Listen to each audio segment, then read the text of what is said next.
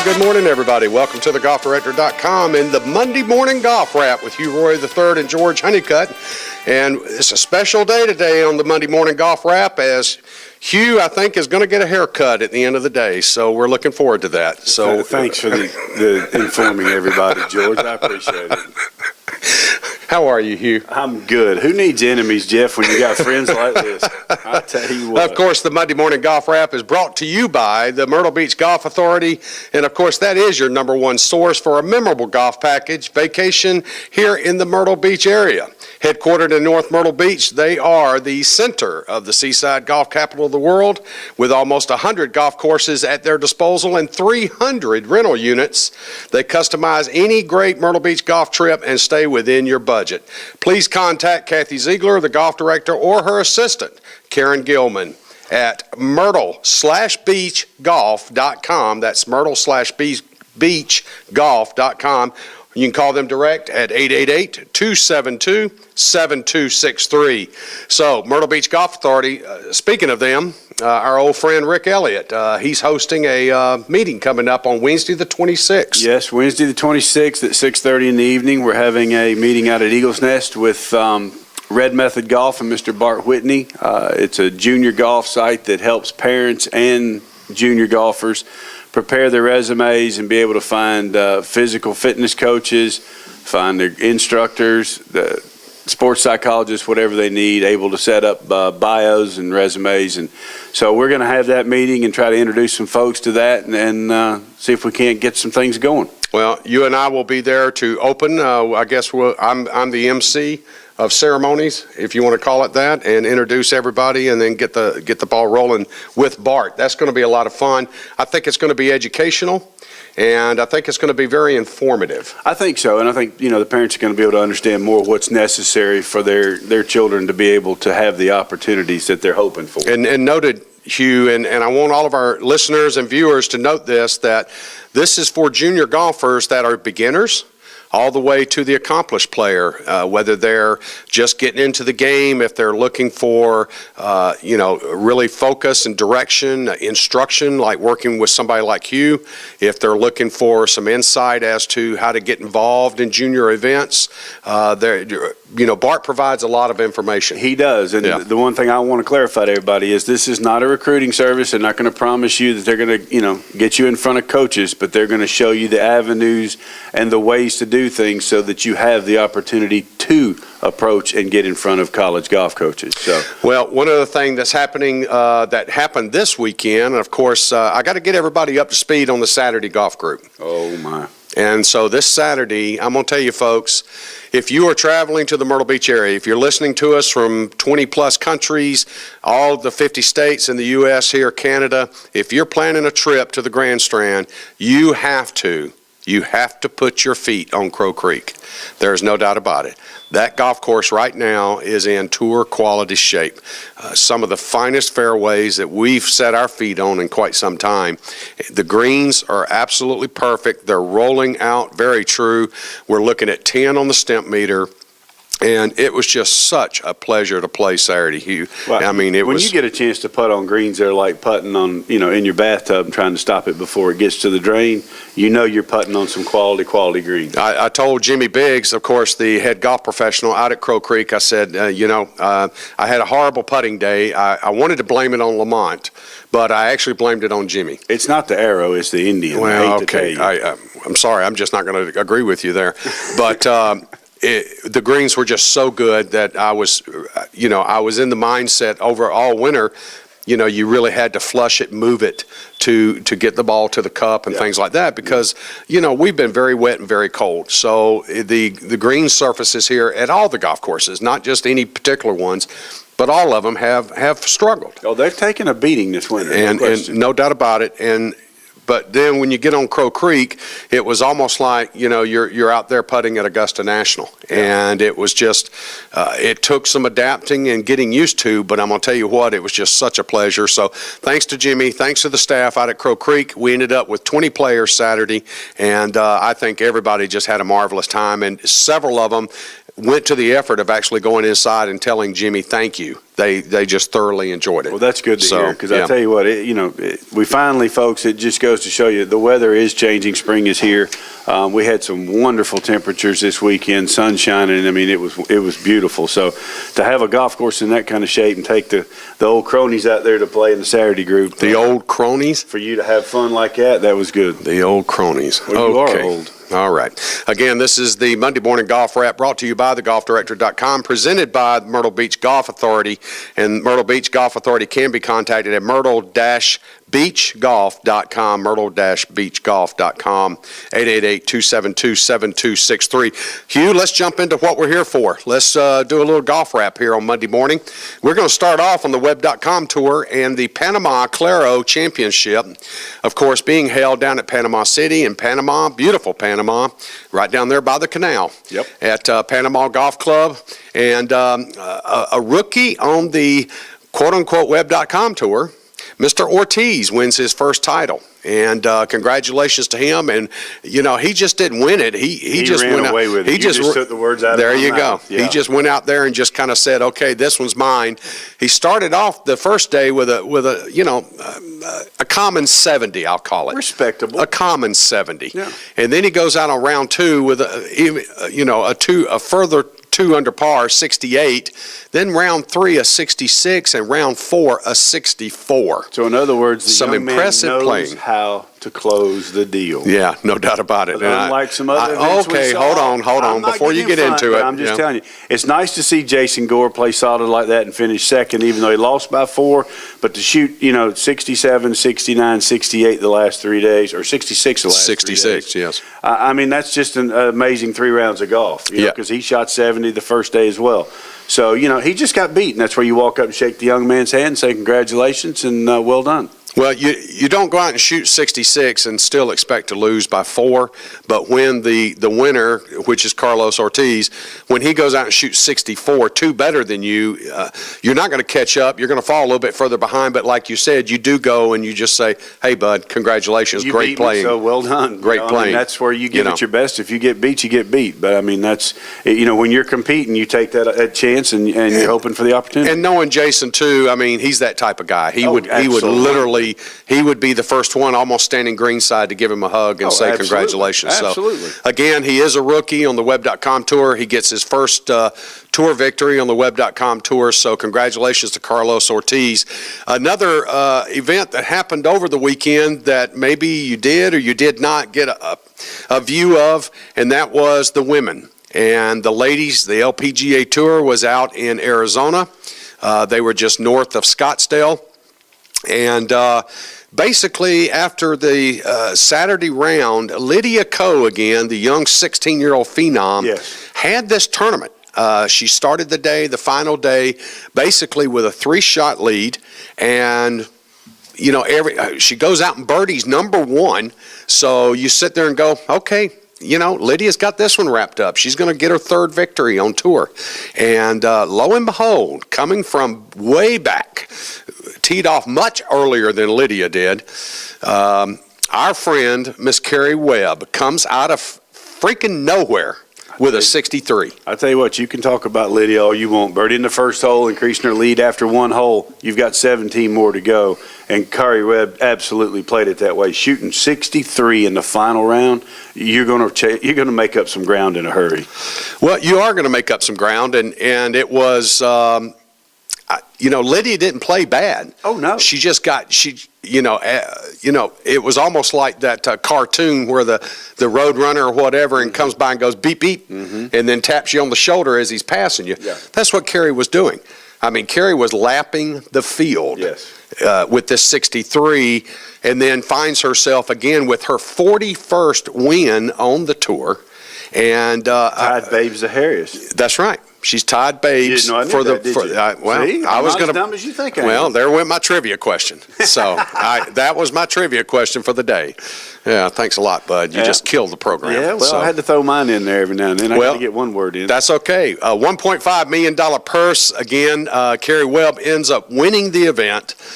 Congratulations to her. I mean, she's just such a solid. This year for her has been such a revitalization. And again, she won a couple of weeks ago. I mean, mean, handedly wins. Mm-hmm. And then she comes and shoots a 63 on the final day at really not an easy golf course. No, but they shot some low scores, Well, which they is did. amazing. Well, they did, but again, even the leaders were just consistently at 2 under to 4 under each day. Yeah. And that's great, but then here comes Carrie and just goes low. Right. I mean, and low. again, look at who finishes second. I mean, don't tell me, even though she hasn't won and dominated like she has in the past, Stacey Lewis goes out and shoots Phillip 66 on the final round and finishes one shot back. Right. So, I mean, that's some pretty solid playing on her behalf, too. So you got to give her a little credit. She's playing solid golf. And look who ends up tied in 5th place. Michelle Wee. She's hanging in there. I think, Come on, dude. we'd love to bang on What her. happened? I mean, she's playing solid. Well, I guess the new putting, I don't want to call it a stance, and I don't want to call it a stroke. It's a contortion, but I haven't quite figured out. I haven't come up with the right verb or adjective to call it yet. So, I don't know. All I know is several of the guys in the Saturday group enjoy watching her putt. yeah, it's a different situation. Yeah. But I mean, look at the girls. The girl's shooting some scores. She I is. mean, she's shooting some scores. And folks, when you can go out and shoot scores and finish like she's doing in the top 10 and top 5, every week, I mean, you got to give her credit. You do. You have to give her credit, and frankly, that's why I mentioned her. I mean, we could have gone through the entire program, and I wouldn't have said a word. Yeah. But we mentioned it, so we'll let it go there. But again, congratulations to Carrie Webb for winning the HTBC or JTBC Founders Cup. Again, good for her. And the LPGA is on their West Coast swing right now, so the Dinah Shore's coming, or the quote-unquote Palm Nabisco. Springs, Nabisco. Yeah. And so that's coming up soon for them, which is, of course, their first major of the 2014 Yes. season. And so it's good to see them back in the States and get them in the routine. Of course, they'll be taking the week off at Augusta and then, several other weeks off coming into the, as we all know now, the U.S. Open, where the men will be playing at Pinehurst, number 2, at their U.S. Open. And then the week after that, the women then come in and play their Women's Open at the same golf course. So we'll be covering that at length at a later time. That'll be an interesting, fun time of covering something because, those women are going to go into a golf course that's going to be beat to smithereens. Yeah, but, the whole concept is quote unquote, they're going to be playing from different areas. So, divots in the fairways, things of that sort. The rough is already going to be matted down from spectators. Yes. So, it may be, who knows, maybe it's an easier golf course. Who knows? I don't know. We'll find out. But we'll find out. So let's jump next to a event that was going on down in Mississippi. And that's the Mississippi Golf Resort Classic presented by C Spire.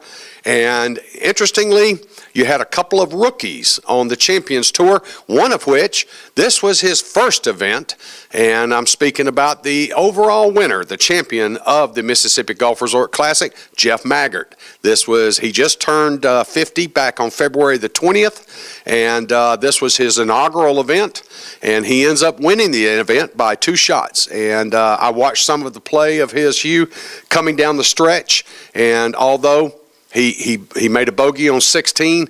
On 17, he makes an absolutely phenomenal putt that he had to hit uphill, then it broke downhill, then it broke left to right about 15 feet, and he just drains it. Yeah. And they were talking, of course, in coverage. Laney Watkins, of course, made the comment, well, he's going to be lucky to make a par here, but I would go ahead and plan for a bogey. And then he goes and drains and makes a birdie and giving himself a 2-shot separation over the likes of Couples and Billy Andre, who's the other yes. quote-unquote rookie on tour, on the Champions very good Tour. friends of mine that I played against in college and on the tour with. And I'm telling you, Magpie hits the ball as good as anybody you'll ever see. Well, he's Hugh. You've heard me comment on this before. We talk about the quote unquote perfect golf swing. Your Charles Schwartzels or your Louis Oosthuizens, or we would even throw in an Adam Scott, but maybe not after what we talk about in a little bit. But Jeff Maggart has that swing. He's nice and fluid. He never seems like he gets excited or underexcited. Yes. He's just even keeled. He's non-emotional. He puts the same swing on every club. Yes. He's not the Tiger that's dipping the head and going up on the toes. He's just got a nice fluid swing. It's almost like Boom Boom, except Boom Boom's got that little out and in move, and Boom Boom's playing left to right, where Maggart plays more of a right to left. And Jeff's coming from the old school with the golf machine. I mean, that's his golf swing. I mean, it's been that way ever since I knew him when he was at Texas A&M. And he's just a great player. He putts it well. But it's like I tell the kids every weekend and every weekday that I see them, you've got to have the same swing for every club in your bag. Right. And it does not vary from club to club with Jeff. And that's the It does not vary. It does. It's fun to watch. It's like watching you go out play. It's just the same swing every time. And that's why I keep it. Whenever we play together, I asked if you want a pillow, because hell, you're putting me to sleep. It's just so damn mundane. So, but my point is, boredom's a good thing in golf. Well, for Jeff too, this being his inaugural event, I know that he's made some comments in previous interviews leading up to his playing of this week. Yeah, I'm looking forward to the Champions Tour, but I've still got game, so I'm still going to, be out on the PGA Tour, and I'll dabble in the Champions Tour. Now, I think he's changing his tone a little bit. Last night in some post-tournament interviews, he stated, well, I'm in the mix of the Charles Schwab Cup now, and, I had a blast, and these guys are good, and these guys are posting some numbers, and you could almost hear it in between the words that he was using, that he's probably going to give the Champions Tour a little bit more attention than he would have maybe if you'd interviewed him 2 weeks ago. And I think you hear that from a lot of the guys that come out from the tour thinking they can still go back and forth, and they get there and they have a good time. Well, it's a little more relaxing, but yet it's extremely competitive. And extremely they figure out, competitive. Hey, this isn't so bad out here. Well, look who tied for sixth again. Again, I was happy to see his name. And again, I go back to the comments. I'm going to play both tours. I'm going to be involved with both tours. But yet, once they got out on the Champions Tour, then they realized these guys go low, and that's Colin Montgomery. Oh, yeah. Colin, again, has a very, very good week and finishes tied for sixth. And as we mentioned, Billy Andre, a rookie on the Champions Tour. You look at Billy, he still doesn't look a day over 35, and it's amazing. He hasn't changed. He hasn't. No. He hasn't changed, and neither has Maggart. I mean, really, until Maggart pulls the hat off, you you can't tell if he's not 30 or 50. So he's like you again. You're wearing the same waist size you did when you're 20. It makes people like me puke. So it's just a matter of you play a little bit, you're on your feet, you're working and doing, and these guys know you've got. The older we get, the better shape we better be in if you want it to last. Well, I think you had the likes of the players that were finishing. Again, Jeff Maggart wins at 11 under par. Billy Andre is in at second at 9 under. Who is third? Bernhard Longer. Again, it's the ATM, George. I'm just telling you. Man's got his own ATM card out there. He's number one in the Champions Tour on the Charles Schwab Cup. And again, that didn't go anywhere. He didn't move anywhere. Now, Jay Haas, he ends up finishing tied for third. Jay looked a little confused yesterday. Not too many times when you see Jay out on the golf course and he's not quite sure where the ball's going off the club face. Yeah. And yesterday he had that look, Hugh, and he didn't look comfortable with the putter. And he's known as him and Crenshaw and others, they are just good putters. And again, he had confusion. Freddie Couples, he finishes in fifth place. Freddie was actually running for the lead, coming down 15, 16, and 17. And Freddie just hit some wayward shots. I think the back was hurting Freddie yesterday. It may have. And George, we used to play this golf course on the Nike Tour, which is now the Web.com Tour, back in the day. I mean, my brother-in-law, Wayne Cook, lives down there in that area in Pascagoula. And we spent a lot of time down there. And, I mean, it's a good golf course. But after the hurricane came through, they lost a lot of trees. And that's why it looked like it was fairly open. That golf course used to be really, really tight. Well, it is tight. It still is tight. You could tell, even on the par 5 where they were going for the green in 2, if they didn't reach up into that little 11-yard wide approach into the green that sits front left, sweeping in, if you're anywhere right of that little 11-yard entryway, you're dead meat. Oh, yeah. You're down in that swell. You're down in higher grass. You're down in wet area. If you get in that front right bunker, you're just playing for 6. Oh, yeah. I don't care. It's going to take you, your first shot out of that bunker is either going to be real, real short and leave you an 80-foot putt, or you're going to skull it over the green. I mean, it's just it's a tough place to play, and these guys were making it look awfully easy yesterday, especially after Maggart. I think the bogey on 16, he started playing conservatively. I think he misclubbed himself. He didn't want to go over the green, and so he played one that would bring him on the front end, take some trouble out, and I think that cost him. But then he turns around and drains that 50-footer, 40 feet, 50, whatever it was. It was a tremendously hard putt, and to separate himself. And then 18, he played flawlessly. I mean, he ripped a driver down the right-hand side, and then, just absolutely pured a 7-iron into there from 190. And, he sets it back right behind the pin, really the only place that he could go and be safe. And he leaves himself a 15-footer for birdie. So congratulations, again, to Jeff Maggart for his win on the Champions Tour, his first Champions Tour event. And so I think you'll see more and more participation by him. I think he really had a lot of fun. And Billy Andre, glad to see it, because Billy's been kind of, languishing and just trying to figure out what he's going to do, and he's going out and he's played well, and now he can get out of Atlanta and go play a little golf. Well, Billy's been doing a lot of work with PGA Tour Radio and all, so again, he shows he's still got game, so I see him playing a lot more too. Let's jump to the Arnold Palmer Invitational real quick. Again, the Spotlight Tournament over the weekend. Of course, this is Bay Hill. This is Arnie's tournament. This is Arnie's Invitational. Mr. Palmer himself did a lot of airtime over the weekend, and we saw the first 2 days, one Mr. Adam Scott from Australia, number 2 in the world.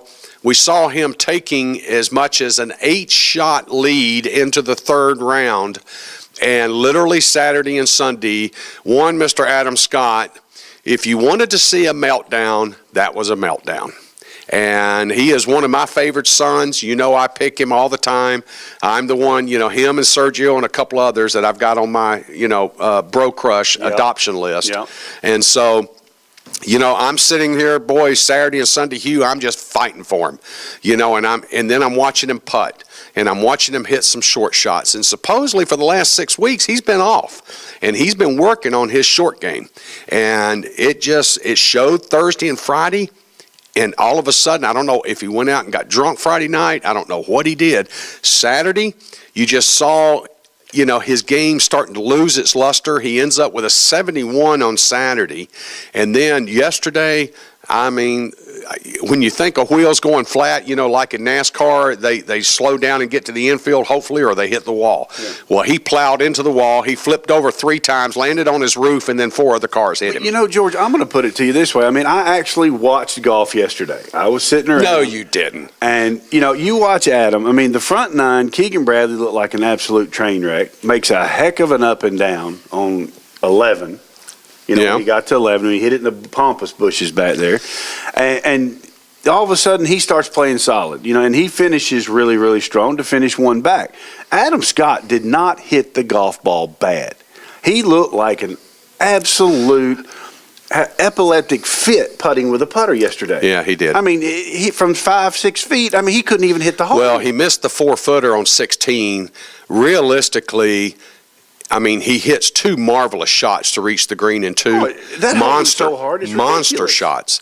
And he then he hits a great eagle approach, leaves himself 3.5 feet uphill, a little right to left. And then whiff. I agree. He absolutely whiffed it. You talk about a yip now. That was a yip. And then let's go to 17. Yeah. All right. Great par 3 hole. Pin's always in the back right corner.